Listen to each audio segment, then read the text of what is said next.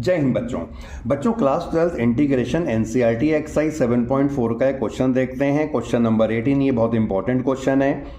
Question है integral find करना है 5x - 2 upon 1 + 2x + 3x² dx का। सॉल्यूशन पे ध्यान देंगे। डिनोमिनेटर में जो हमें दिख रहा है यहां पर हम इसका डेरिवेटिव बनाएंगे न्यूमरेटर में। अगर हम डिनोमिनेटर का डेरिवेटिव निकालें तो यह 6x + 2 आएगा, यानी न्यूमरेटर में हमें यही 6x + 2 बनाना है। तो 6x बनाने के लिए सबसे पहले हमने यहाँ पे 5 कॉमन निकाला। जब 5 कॉमन निकाला तो यहाँ पे x रह जाएगा, और क्योंकि 5 कॉमन निकला तो यहाँ पे ये 2/5 हो जाएगा। अब हमें यहाँ पे लाना है 6x। सो इसके लिए हमने 6 से डिवाइड करा और 6 से इसे मल्टीप्लाई करा, तो ये 6x - 12/5 बनेगा। अब हमें 2 लाना है, सो हमने 2 को ऐड कर लिया और 2 को सब्ट्रैक्ट कर लिया। क्योंकि ये वाला पार्ट हमने डेरिवेटिव बनाया, इससे हम अलग लिखेंगे। इन दोनों को हम एलसीएम निकाल के सॉल्व कर लेंगे। इसके बाद इंटीग्रल को हम 2 अलग अलग पार्ट में स्प्लिट करेंगे। फर्स्ट पार्ट बनेगा 5/6, 6x + 2 अपॉन ये डिनोमिनेटर, और दूसरा 5 जब ये मल्टीप्लाई करेंगे तो ये 5 कैंसिल हो जाएगा। 22/6 को भी हमने यहाँ पे सॉल्व कर लिया, जो 11/3 आएगा। सो इंटीग्रल के 2 पार्ट बन गए।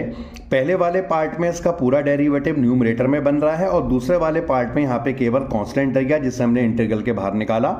फर्स्ट वाले पार्ट को हमने I1 से डिनोट कर लिया है, इस वाले इंटीग्रल को हमने I2 से डिनोट कर लिया है।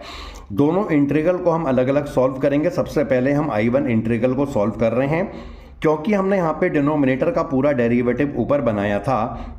सो अगर हम इसे टी पुट कर लें तो इसका डेरिवेटिव 6x + 2 आएगा dx = dt, यानी इस पूरी की जगह dt/t, जिसका इंटीग्रल होता है log t, और हमने यहाँ पे t की वैल्यू को लगा दिया।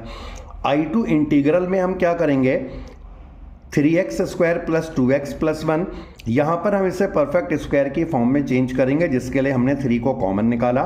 सो ये x² + 2/3 रह जाएगा। यहाँ से 3 कॉमन निकला, ये 1/3 रह जाएगा। जैसे कि मैंने पहले भी लेक्चर में बताया था, x का कोफिशिएंट यहाँ पे पॉजिटिव है, x² का कोफिशिएंट 1 होना चाहिए, इसके लिए ही हमने 3 को कॉमन निकाला था। तो यहाँ पर हम इसे a + b के स्क्वायर की फॉर्म में लिख सकते हैं। a का मतलब x और b का मतलब x के कोफिशिएंट का आधा, 2/3 का हाफ करेंगे, यानी 1/3। जितना b होता है यानी कि 1/3, इसका स्क्वायर हमने माइनस कर लिया है। इन दोनों को हमने सॉल्व कर लिया, और ये 1/x² + a² की फॉर्म में बन चुका है, जिसका फॉर्मूला होता है 1/a tan 1x/a, जिसे सॉल्व करने के बाद हमें I2 पार्ट मिलेगा। I1 I2 दोनों को हम यहाँ पे रिप्लेस कर लेंगे, तो ये मिल जाएगा हमें इसका